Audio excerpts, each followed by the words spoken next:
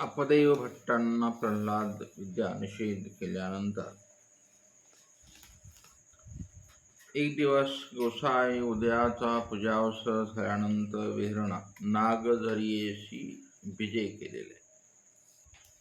नागझरीला तिथे आसन झालं. सरीसे तेच आहेत अपदैव भट्ट. मग सर्वज्ञ म्हणतात, जाव गा भटो, तुम्ही पहिल्याने या जा. मग ते अपदेव भट्ट गेले, बैसले आणि स्थिती झाली. तो देखो लागले. स्थितीचे कार्य खूप काही असतात. मग स्थिती स्तुळेच्या शिल्पेच्या आहे ना. आता हे अपदेव भट्टांना स्तुळेच्या स्थिती आहेत. स्तुळ देवतेंच्या ज्या विद्या असतात त्या विद्यांच्या मध्ये स्थिती असतात. वचन कुठं आहे स्वामींचं, आहे का काय स्थितीबद्दल?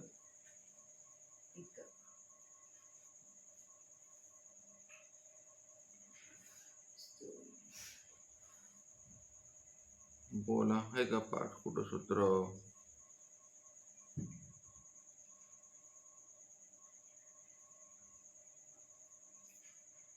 का संदर्भ काय लिहिलेत कुठे? स्थिती सगळीकडे तेच आहे ना. स्वामींच्या लीळा चरित्रात तेच दिसतंय. स्तुळेच्या स्थिती सर्वज्ञ देतच. ठीक आहे. तर मग असं काय पाहिलं त्याने त्या स्थितीमध्ये?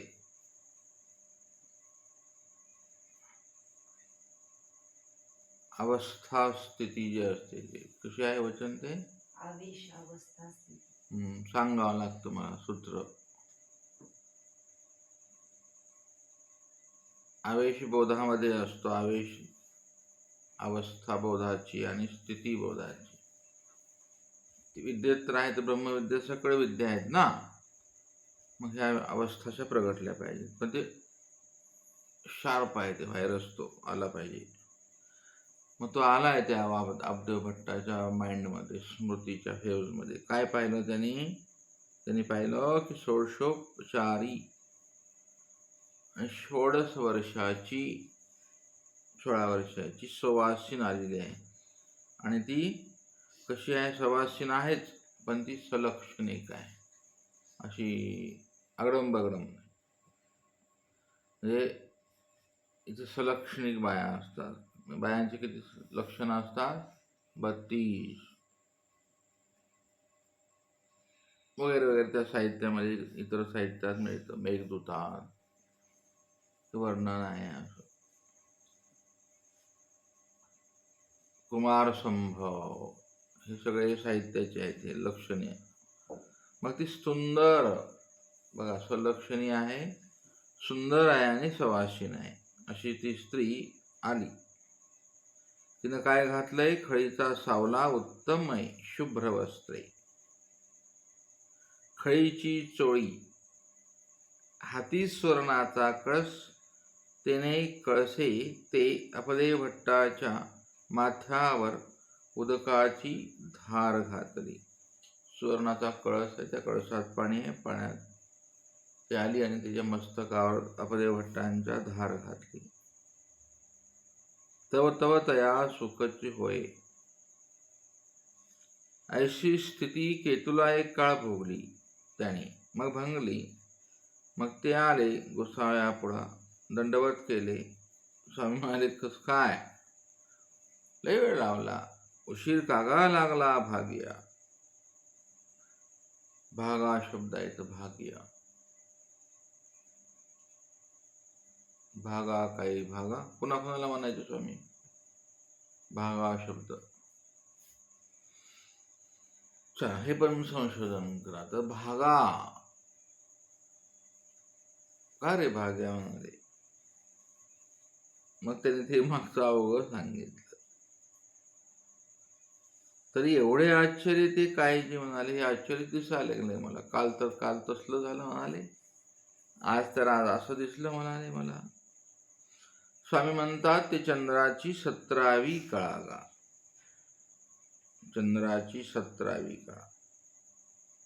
चंद्राला किती कळा असतात? पाहतो स्वामींचं साहित्य 16 कळाने चंद्र असतो ना, 17. किती आहे चंद्राच्या कळा?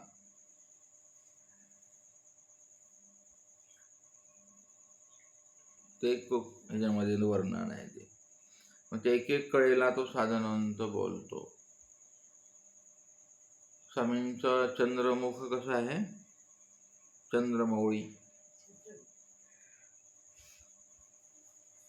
आहे का कुठं स्वामींच्या श्रीमूर्तीच्या वर्णनामध्ये? चंद्रमय त्या चंद्रकळा प्रकाशतात स्वामींच्या श्रीमूर्तीतून. असं ती चंद्राची कळा. आता हे तिकडचा अभ्यास असल्यानंतर हे सगळं उलगडत जातं. तर त्यापैकी एक कळा ती आली म्हणाले, आणि स्वामी सांगतात तुम्हावरही वर्षत होती ती. त्या कळेमध्ये अमृत असतं आणि त्या कळा या रूपाने असतात. मग आधी ऐकलं तुम्ही. अशा 17वी कळा आलेली आहे ती. 16 कळेचे वेगवेगळे भाग असतात आणि त्या कळेतून वेगवेगळं प्रकाशत असतं.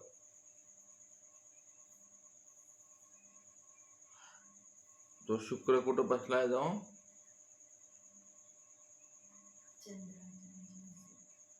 शुक्र तारा.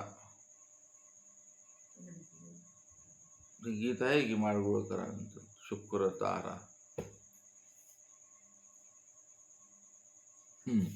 तर ते काय असतं, तिथून त्याचे एक भाव असतात. त्यातली एक कळा स्वामींनी आदेश दिल्यामुळं चंद्रातून निघाली, न रूप घेतलं आणि तिला ते धार लावलं. असे ती थोडक्यात मतलब आपल्या डोक्यामध्ये राहण्यासाठी. आणि त्यांनी ते पूजन केलं त्या कळेने, त्या अपदेव भट्टाचं, भाग्याचं. मग तो म्हणतो जीजी मग ती मला आली, मला प्राप्त झाली ती कळा, मला लय आनंद वाटला बाबा म्हणाले. सर्वज्ञ म्हणतात तुम्हा नाही. आणि हे नाही म्हणत असताना सर्वज्ञानी महिमभट्ट असं सांगतात की श्री मुकुटे त्या निराकरिले. स्वामी म्हणाले नाही, तुम्हाला कशाला होईल म्हणाले. ती एक कळा आली होती बघा स्मृतीस्थळामध्ये, आठवतं का तुम्हाला? ती ओळखणी होऊन आली होती ती.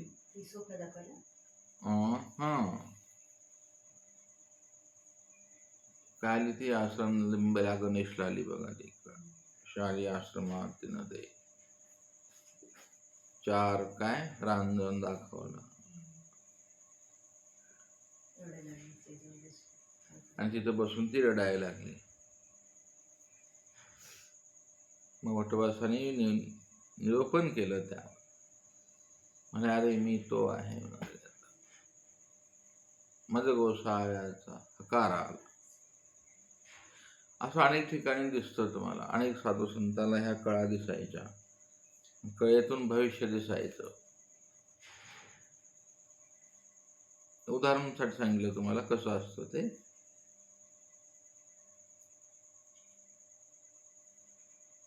त्या देवद्रोणीला डोमेग्रामला देवता आल्या आहे की ना, चांगदेवला, आणि त्या अशा आरती वळायला लागल्या. पुन्हा त्या नाथोबासांना देवता बाहेर आल्या. त्या देवता शक्ती होत्या. अशा देवता शक्ती या इकडल्या तिकडल्या चंद्रदेवता आहे. चंद्रदेवताच्या 16 कळांनी परिपूर्ण असलेला तो चंद्रमा आहे. हे सृष्टीचं ज्ञान आणखीन सायन्सला कळालं नाही. एक सूर्यमंडल आहे म्हणाले इथं, बाहेर एक सूर्यमंडल आहे, असे अनंत सूर्यमंडल आहेत. मग जगामध्ये एक अमेरिकेची कंपनी आहे, जी 10,000 यान तर वर अंतराळात कार्य करतात. हे नेटवर्क नेट येतं ना आपणाला, ते तुम्हाला आहे तो स्पेस निर्माण करतो. आणि पैसे ॲमेझॉन कंपनीचा मालक आहे तो. ॲमेझॉन आपण करतो ना, फ्लिपकार्ट, ॲमेझॉन. तर त्याला ते ज्ञान आहे. त्या जॉन मॅकेले म्हणून नाव आहे त्याचं. ते जगातला सर्वात श्रीमंत माणूस आहे तो देवतेचा विद्यावंत आहे. त्याला ह्या कळा माहीत आहे. तर तो बरोबर यान सोडतो आणि ते यान फिरत राहतं. त्याचं जगातलं सगळं स्पेस त्याच्या ताब्यात आहे. नेट, हे आपल्याला फोन. आता आपण अमेरिकेत बोलू शकतो. कशामुळं? त्याच्या यानमुळं. ती यान कामं करतात तशी. आणि भारतानं मग ते विकत घ्यावं लागतं, पैसे द्यावे लागतात त्याचे ते त्याला. ह्या कंपन्या वगैरे बाहेरच्याच आहेत, आपलं का आहे ना. तर ह्या कळा फिरत राहतात, समजतं त्यांना. चला, तर स्वामी म्हणाले, भाऊ तसलं काही नाही तुम्हाला. जे म्हणाले अनुभवलं की म्हणाले मग मी, तर ते काय? सर्वज्ञ म्हणतात, ते तुम्हा कागा होईल, ते तुम्हा येथीच्या जवळीका दिसे की गा. अशा प्रकारे इथे सर्वज्ञांची जवळीकेचं सामर्थ्य आहे. मग अशा प्रकारे तीर्थ शोधणी डकल्या शिक्षा. पण मग उदयाचा पूजा अवसर झाल्यानंतर गोसावी चरण विहर्याशी विहरणाशी विजय केले. सरीसे डकले असती. मग तिथे उपरकुंडी आहे, तिथे विजय केले. तर गोसाव्याशी जोगेश्वरीच्या लेणासन झाले. जोगेश्वरीचं लेणं आहे. ही जोगेश्वरी कुठं आहे? अवसान आपण जोगेश्वरीलाच वेदबोध अनुसरण झालं. ही जोगेश्वरी वेगळी, तिकडली आहे. ही खडकोलीतली आहे, ही इकडली आहे. मग तिथे डकले चरण विहरियाच्या गोसाव्याशी धोत्रे दो गेले होते. हे डकले आणि चांगदेव भट ते धोत्र धुत आहेत. मंगळूरपेठला चांगदेवाने धुतले, चरण विहिरेला ढकल्याने धुतले. आणि ते वाळत घालत बसला. घड्या केल्या. मग गोसावी चरण विहिऱ्याकडे विजय केले. चरण विहिरा अवलोकिला. गोसावी ढकल्या त्या अवलोकिल्या आणि त्या स्थिती झाली. ते स्थितिवंत होऊन बसले. 2 गोष्टी सर्वज्ञांनी केला. आता श्रीमूर्तीच्या त्या कळा, स्वामींचे श्रीनेत्र, चरणविहिरा अवलोकला. दुसरं काय अवलोकलं? ढकल्याला. आणि स्थिती झाली. ते स्थितिवंत होऊन बसले. गोसावी मडाशी विजय केले. ढकले ते तची बसले त्या स्वामींच्यामुळे. चरण विहर्याचे पाणी देखील त्यांनी. आणि काय पा, वरी पाणी नाही, खाली पाणी नाही, ते मध्येच पाणी कायसे म्हणाले. एवढं डक्क दिसते म्हणाले. भाऊ पाय चरण विहिरीचे उदक उपसेजे, तरी ते चुकेचे अमित. अमित शब्द आहे इथं, मीत नाही त्याचं. अव्यय असे म्हणाले. लोक म्हणतात म्हणाले, हा चरण विहिराचं पाणी अव्यय आहे, खर्च होत नाही, अमित आहे. बर म्हणाले, बघू काय मी, साज का लटक कर खोट बघू काय. आता या स्थितीमध्ये ते विचारतेला आलेले आहे. असे पाहू का? म्हणून पाणी उपसो निघाल्या परी पाणी तेतुकेची. ते पाणी घाटाखाली उतरले. पाणी उपसिता दोन्ही पहार लागले. 6 तास. हाताशी कंडार आले. तो पाणी जेतुके ते तेतुकेची. एवढ्या जरा पाणी काय उपसलं नाही त्याच्याकडून. आणि ते पाणी वाहत वाहत वाहत वाहत घाटाच्या खाली गेलं. आणि मग भागले भुकेले. मग म्हणितले लोक म्हणे ते सत्य. मनातल्या मनातच म्हणतो तो. आपलं असंच आहे, काही आपलं ऐकायचं बघायचं करत. अरे म्हणाले, खरं आहे खरं. आणि धोत्रच्या घड्या ज्या केलेल्या होत्या ते घेतल्या कोमायला. आता तो आणि असा कसनुको तोंड घेऊन स्वामींजवळ आले. मग दंडवत घातले, श्रीचरणा लागले. सर्वज्ञ म्हणता, ढकल्या उशीर का लावला? आणि मग मागील वृत्तांत सांगितला. सर्वज्ञ म्हणता, हो गा, काही एक आश्चर्य देखील तर उगे असू नये. आपल्याला आज्ञा करतात. आश्चर्य पाहिल्यानंतर उग्या असो नये. आता आपलं सगळं तेच आहे.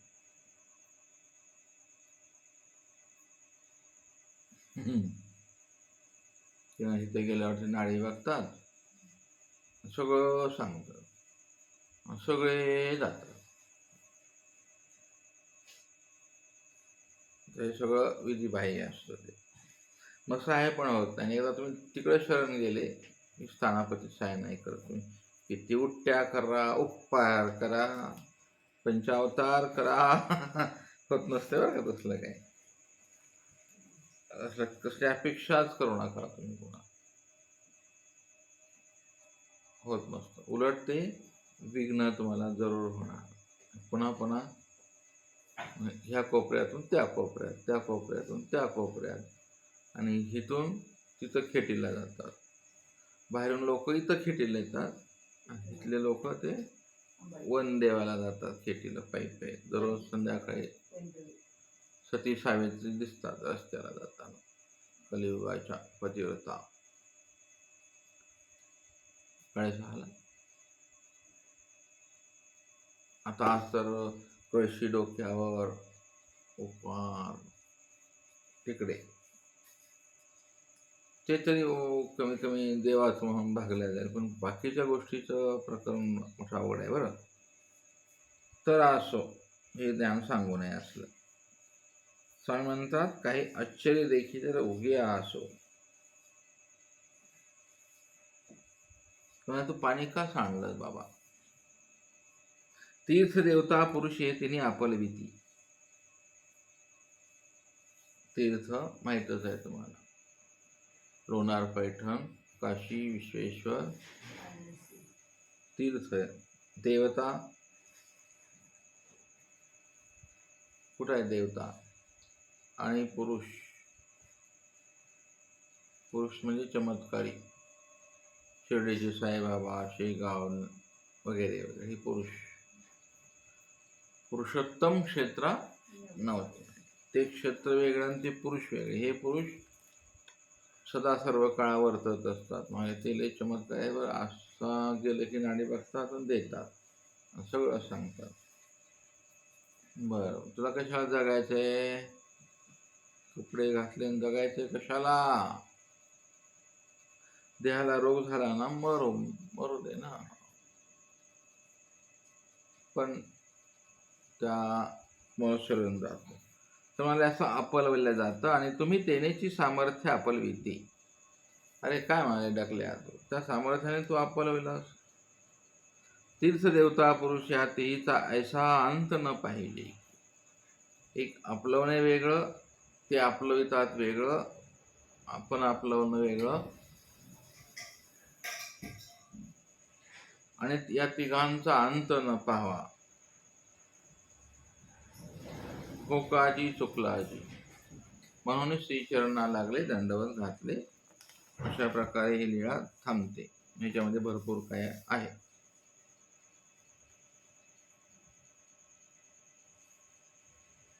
दंड